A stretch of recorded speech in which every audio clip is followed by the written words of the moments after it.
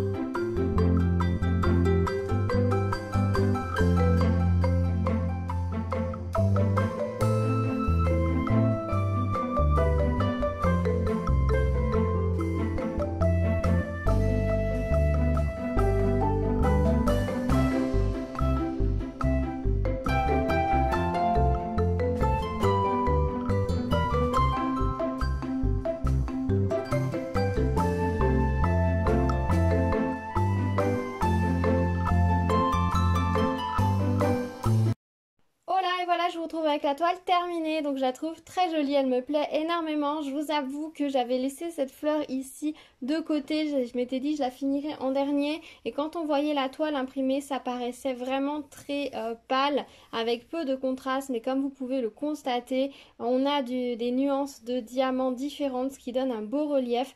On voit bien que c'est une fleur plutôt en bouton, que c'est une pivoine assez refermée sur elle-même. On voit très bien le pli des pétales, donc ça m'a beaucoup rassurée quand j'ai vu en posant les diamants que le contraste était beaucoup plus marqué avec les diamants que sur la toile. Donc ça c'était vraiment chouette.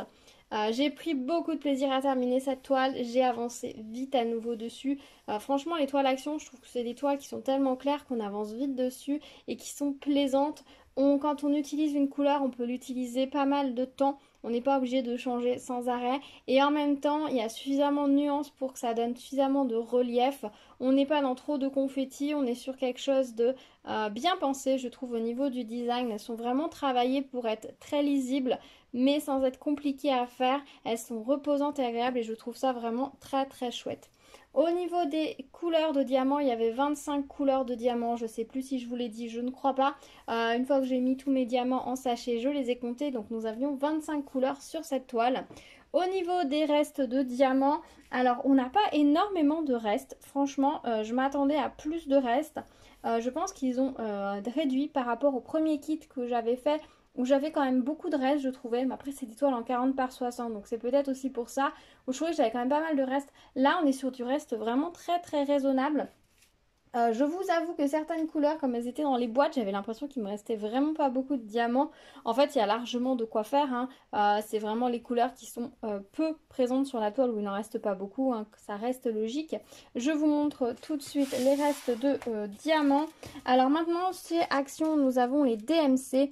Donc ça, c'est plutôt chouette. Du coup, je mets une petite étiquette comme ça. Donc ça, c'était le numéro du symbole sur la toile. C'était juste pour pouvoir moi facilement après vider mes petits piluliers dans les sachets. La DMC et Action. Alors j'ai pas précisé, souvent je précise maintenant quand je fais ça, toile ou sachet. Ou les deux. Sur Action, je n'ai pas précisé puisqu'évidemment, on sait que sur les toiles Action, nous n'avons jamais de référence sur la toile. Nous avons juste le petit bord d'1 centimètre. Donc, je n'ai pas précisé. Voilà, je me suis noté ça comme ça. Les étiquettes, je les colle à l'intérieur des sachets pour éviter qu'elles se décollent. Voilà, c'est la petite astuce que j'ai trouvée parce que c'est vrai que les sachets, je vais les ranger après. Je vais vous montrer comment je vais les ranger prochainement puisque j'ai décidé de changer un petit peu mon système de rangement. Donc, je vais vous montrer comment je vais faire. Je vous montrerai ça. Et je me suis dit que comme ça permettrait qu'elles restent bien fixées et qu'elles ne partent pas partout. Voilà, au niveau des restes de diamants, vous voyez à des couleurs on en a très peu, mais bon c'est des couleurs qui sont très peu présentes sur la toile. Par exemple cette couleur-ci, on l'a juste un petit peu dans les papillons, peut-être un petit peu ici et 4 diamants également ici, c'est tout. Donc forcément il y en a pas beaucoup dans le reste de sachet, mais il ne devait pas être très plein non plus à la base.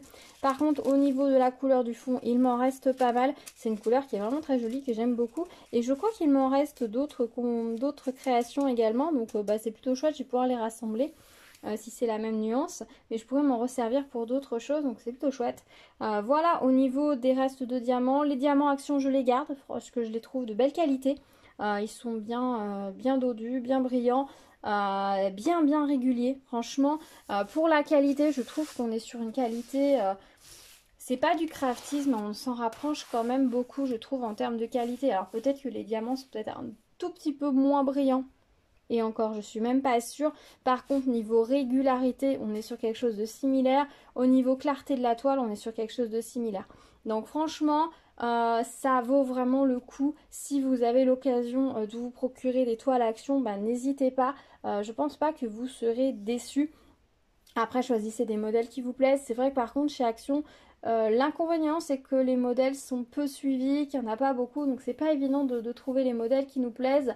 Et si une série vous plaît pas, tant pis, soit vous la prenez pour juste le plaisir de faire du diamond painting, soit il faut attendre la suivante. Donc c'est vrai que c'est un petit peu l'inconvénient, mais ça fait partie du jeu. Après, je sais que vous pouvez en trouver plein d'occasions. Il y a plein de gens qui achètent les kits pour les revendre. Vous en trouvez sur Vinted notamment. Alors vous allez les payer au même prix que le neuf. Ça par contre, généralement c'est le même prix que le neuf. Et vous aurez les frais de port en plus. Mais bon, si c'est des toiles qui vous plaisent énormément, que vous avez envie de faire... Pour la qualité, je pense que ça peut valoir le coup. Autant certaines toiles, autant commander directement chez les vendeurs, déjà parce que vous allez retrouver les mêmes choses et qu'elles ne sont pas plus chères. Autant c'est vrai que les toiles Action, vu la qualité, ça peut valoir le coup quand même de les acheter neuves à d'autres personnes qui finalement ne les feront pas sur un site comme Vinted ou sur Le Bon Coin. Parce que honnêtement, c'est des toiles de très bonne qualité et vous allez vraiment prendre plaisir à les faire. Voilà, je pense que je vous ai tout dit pour cette toile. Elle fait partie, je pense, de mes toiles préférées en diamant rond. Je la trouve très très belle. C'est vrai que les fleurs se rendent très bien. J'aime beaucoup le contraste entre les papillons qui sont très vifs et les fleurs qui sont très douces. On a voilà, des contrastes d'un côté un petit peu, j'allais dire agressif, mais non, très franc du papillon et le côté plus flou et doux des fleurs. Au niveau des couleurs, on a des rappels du papillon dans les fleurs et inversement. Donc c'est vraiment très très bien composé. Je trouve qu'elle a vraiment été étudiée pour être une toile de diamond painting pour que ça rende vraiment très bien. Et ça c'est chouette. On sent qu'il y a eu du travail derrière pour créer cette toile et ça c'est plutôt cool. Surtout sur une toile qui était aussi peu chère à l'origine. Voilà, je pense que je vous ai tout dit sur cette toile. Dites-moi dans les commentaires ce que vous en pensez, si elle vous plaît, si vous avez eu la chance de la trouver ou pas, si vous l'avez déjà réalisée. Dites-moi tout, je suis très curieuse d'en discuter avec vous. N'hésitez pas à mettre un petit pouce vers le haut, à me laisser des commentaires, à vous abonner, activer la cloche pour être au courant des prochaines vidéos. Je vous retrouve très vite sur la chaîne. En attendant, prenez soin de vous. À bientôt. Ciao ciao.